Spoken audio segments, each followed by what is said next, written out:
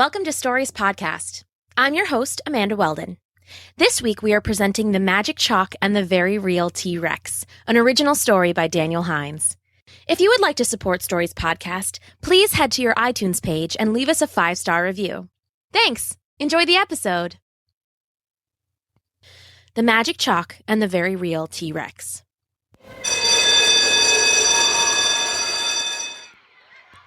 The recess bell rang and the kids flowed out of the schoolyard doors like water from a bursting dam. Most of them ran to the new spring grass to start a game of freeze tag. Others went to the jungle gym to swing from the monkey bars and chase each other across the rattling metal platforms. One girl walked alone to the old, weed-choked basketball court.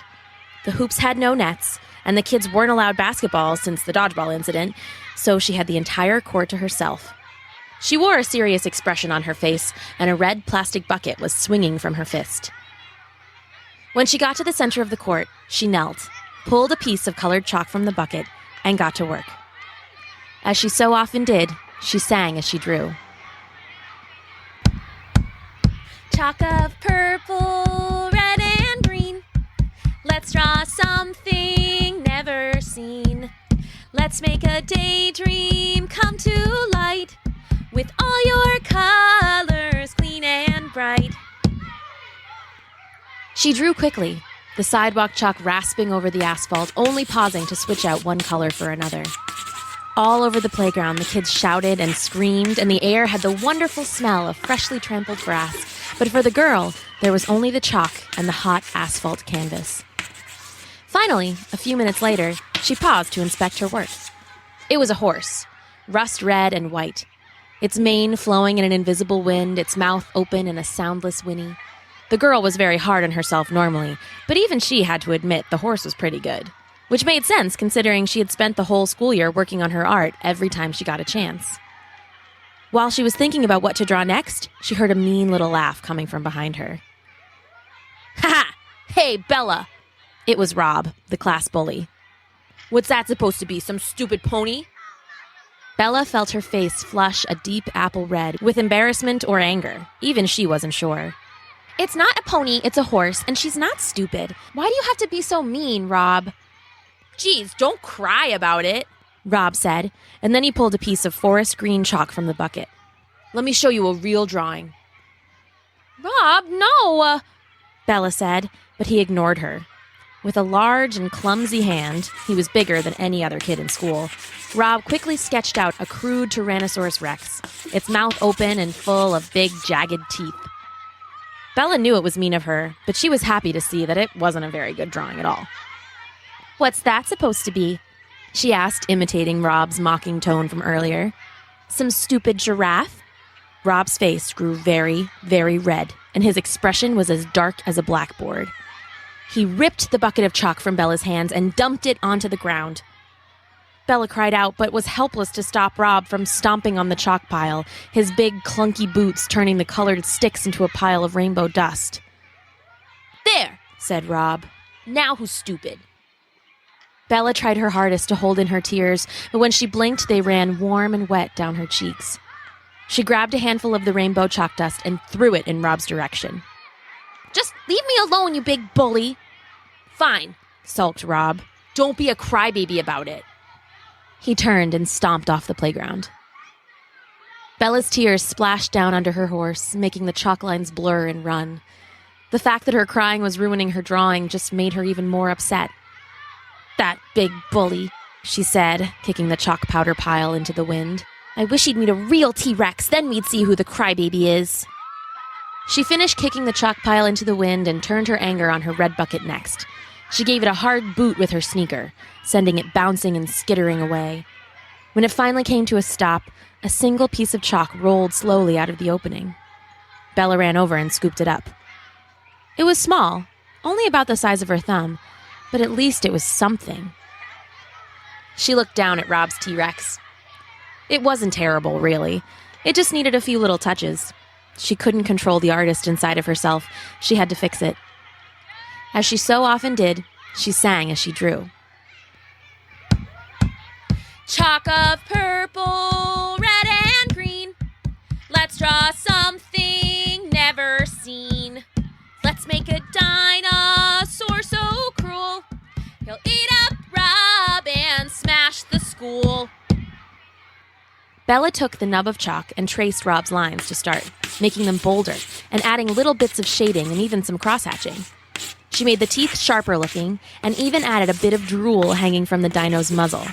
As a finishing touch, she made the eyes large and mean, each one holding a slitted snake eye pupil that glared out angrily. Satisfied with her creation, she picked up her nub of chalk and walked away, singing as she went.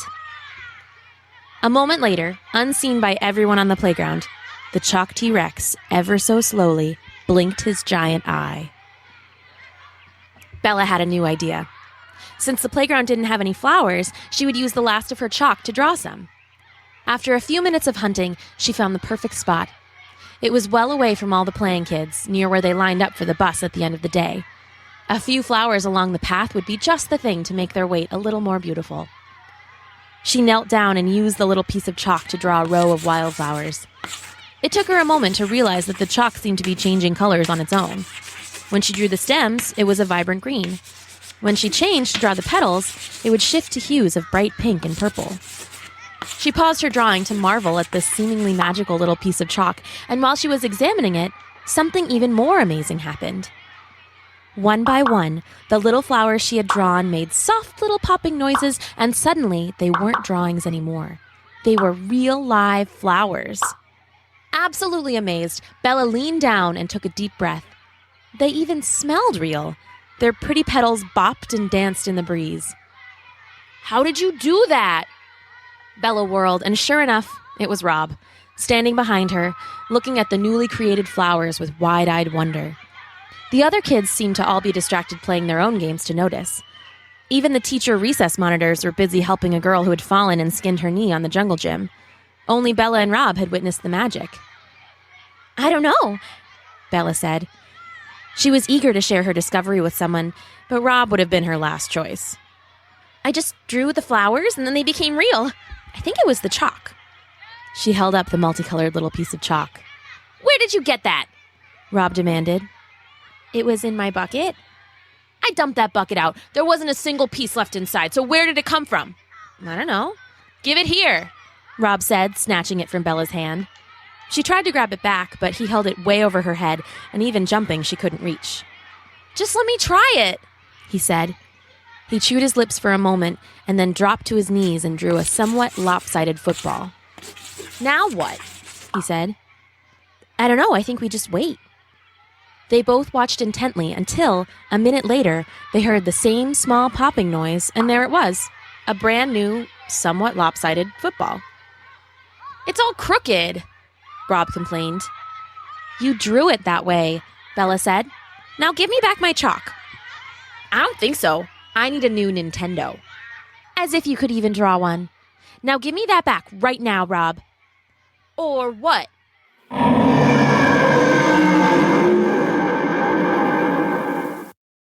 The playground froze.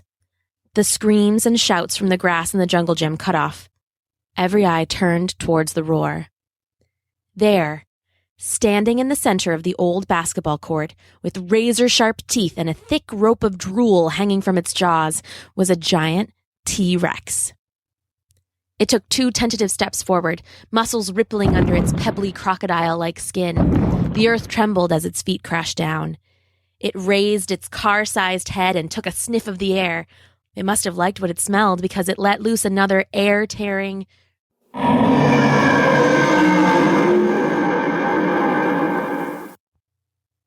The playground unfroze. Kids ran screaming in 100 different directions. Some made for the road and home, others shot back into the school. One brave teacher approached the dinosaur and attempted to block it by swinging an abandoned backpack. The T-Rex lowered its head and grabbed the bag in its mighty jaws. With one shake of its giant head, it flung the teacher across the yard, and she rolled through the grass before getting back to her feet and running into the school. The Rex threw back his head and swallowed the pack in a single gulp. "You're T-Rex!" Bella yelled at Rob. "I traced it with the magic chalk. This is our fault. What do we do?" "Run!" hollered Rob in reply, grabbing Bella by the shoulder and pushing her towards the nearest hiding place, the old wooden shed that the gym teachers used to store equipment. The schoolyard was suddenly empty. Only Rob and Bella remained, sprinting as fast as they could toward the shed. The T-Rex watched them for a moment, the way a hungry cat might watch a pair of scampering mice, and then lowered its head and charged toward them. They slammed into the shed door and found it sealed with a padlock on a heavy chain. Rob rattled it uselessly. Bella pulled at a small window set into the side of the shed, but it was rusted shut. "It's all locked up," said Rob. "What do we do?" The Rex roared and picked up his speed, sensing he had his prey cornered. His every step was like a car crash. His teeth seemed to grow larger and larger as he approached.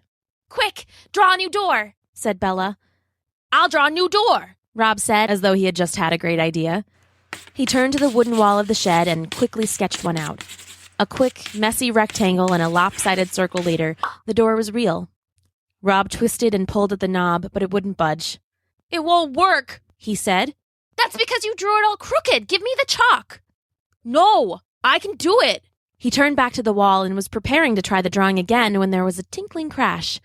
Rob turned to look and saw that Bella had thrown a rock through the shed's small window and was climbing through. "Wait for me," he said, and crawled in after her, placing his hands carefully around all the broken glass. He was bigger than Bella and managed to get his hips wedged in the frame, his legs kicking wildly in the air. Outside, the T-Rex's steps were getting closer, each one shaking the little shed, toppling racks of basketballs and sending them bouncing around the room. "Help me!" Rob said, wriggling in the little window. Bella grabbed his arm and both hands and pulled and pulled. "Bella, it's gonna bite my butt and I'm wearing my favorite rocket ship underwear. Please hurry!" With all her strength, Bella gave one final tug and Rob popped into the room, landing roughly in a pile of football pads. A second later, the T-Rex slammed into the shed, knocking Rob's poorly drawn door wide open. "The door!" he cried, but it was too late. The dinosaur's cruel, snake-slitted eyes were peering through the door. Bella and Rob scooted to the back of the shed and buried themselves among some racks of old basketball equipment. The dinosaur tried to push through the door, but only its muzzle would fit. Up close, the teeth looked bigger and sharper than ever, and they were nearly choked by its hot and stinky breath. The T-Rex's jaws snapped open and shut just a few feet away from where the two terrified kids sat, pressing themselves into the back wall of the shed. Bella roughly pushed aside an old bucket to make more room, and baseballs spilled across the floor. One hit Rob's hand, and he reflexively picked it up and bounced it off the dinosaur's snout, making him roar in frustration. "Oh, he didn't like that," said Rob. "Nope," Bella agreed. "So let's keep doing it." "You're crazier than a coconut," Rob said, but he picked up another ball and threw it. Bella joined in, and they started peppering the Rex with baseballs, making it flinch and sniffle. Finally, a lucky throw went right up the dinosaur's nose. The Rex sneezed violently, showering the kids in thick boogers and blowing the baseball out the back of the shed, punching a hole through the wood right between their heads. It sneezed a second time and jerked its head so violently that it lifted the roof right off the shed. It took a few lumbering steps backwards and began to sneeze over and over. "Run!" screamed Bella, and they darted out of the wreckage of the shed and took shelter against the side of the school. The dinosaur was still sneezing, but it was also blocking their way into the building. "Let's hop the fence and get out of here," Rob said, wiping the dinosaur boogers off with a sick look on his face. "We can't," said Bella. "This thing is our fault. We can't just let it destroy the city." "What are we supposed to do? Let it eat us and hope it chokes?" "Don't love it. Any other ideas?" The dinosaur finally stopped sneezing and, with a roar, stomped back over to the shed. It smashed through the wreckage with its giant jaws and roared in frustration when it realized the kids were gone. It began stomping the shed to splinters, one of its feet knocking over the giant jug of water the football team used at games. The water ran across the asphalt until it hit the little patch of grass where Bella had drawn the magic flowers that had started this whole mess. When the water met the flowers began to smear and run and finally dissolve into nothing. "Rob, that's it," said Bella. "Water washes away chalk, like when you draw on your driveway and then it rains. We just need to get the dinosaur wet." "Great plan," said Rob. "I'll draw a hose." "Rob, maybe let me try." "No, I'm doing it." Rob bent to the ground and quickly sketched a very lumpy-looking hose. The chalk, only a nub to start, was now little more than a pebble. After a moment, when the hose became real, there were so many kinks and turns that only a dribble emerged from the end. Rob threw it down in disgust. This thing never works, Rob said. Let me try it again. No, Bella shouted. I have an idea, but we need to get to the roof. Quick, give me the chalk so I can draw a ladder. No way, said Rob. I'll just do it. Bella was about to argue, but the T-Rex had finally spotted them. It gave a triumphant roar and charged across the schoolyard. Go, go, go, she shouted. Rob drew a ladder onto the brick on the side of the school. It was uneven and narrow, but good enough to climb. Every few feet they had to pause while he drew the next set of rungs, so it was slow going. By the time they reached the second-story roof, the T-Rex was right below them, snapping at their heels. The last flimsy rung broke under Bella's foot and almost sent her falling into the beast's waiting mouth, but Rob caught her wrist and hauled her the rest of the way up. So what's your big idea? Rob asked, panting from the frantic climb. Just give me the chalk. No, said Rob. You think you're so good and no one else can draw? Well, I want to draw, and it wasn't stupid, and it didn't look like a giraffe. Well, my horse wasn't stupid either, Bella shouted. And maybe if you weren't such a bully, I could teach you to draw like I do. Rob was silent for a second. You'd really do that? You'd teach me to draw? Well, yeah, said Bella. If you weren't so mean all the time. I don't mean to be mean. I guess I was just jealous of how good you are. He looked at his feet and kicked the rough rubber of the school roof. I'm sorry I destroyed your chalk, Bella. And I'm sorry about calling your drawing stupid. It wasn't bad. I knew it was a dinosaur straight away. Rob smiled and offered out the tiny pebble of magic chalk and said, Friends? Bella took the chalk and smiled back. Friends.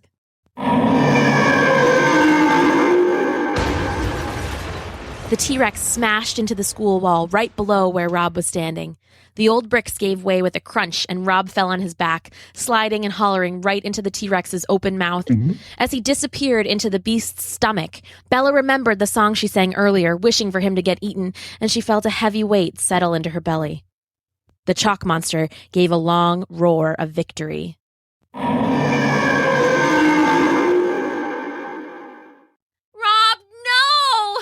Cried Bella, and then, with a fresh wave of angry energy, she bent to the roof. She drew faster than she ever had before as the dinosaur smashed into the building and the wind ruffled her hair.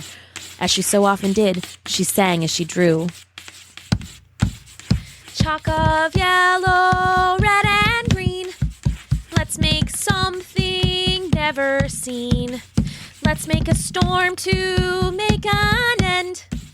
Melt the Rex and save my friend. The pebble of chalk got smaller and smaller until it was no larger than a grain of rice, and still Bella drew, blocking out the roars of the Rex just as she had the shouts of the schoolyard. She was in the zone, and for our girl, there was only the chalk and the hot rubber canvas of the roof. The chalk faded into nothing, but that was okay. That was right, because Bella had finished her idea.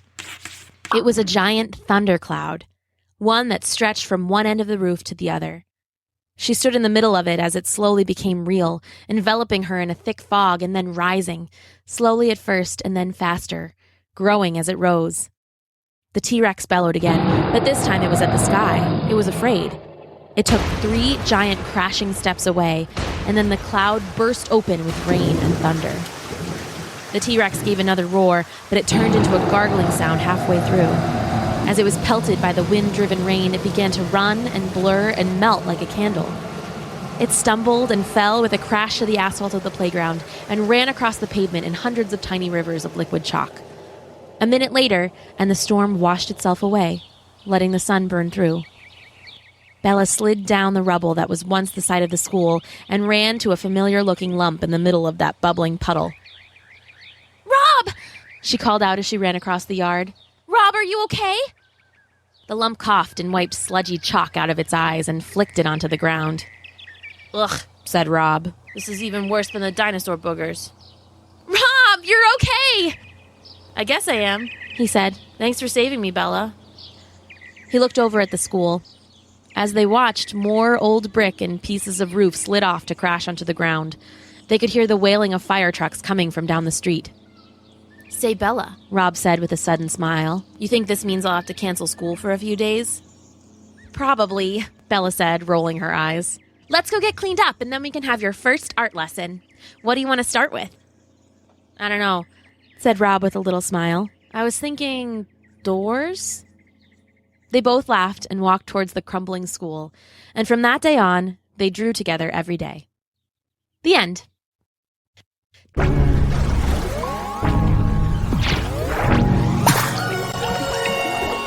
Thanks for listening!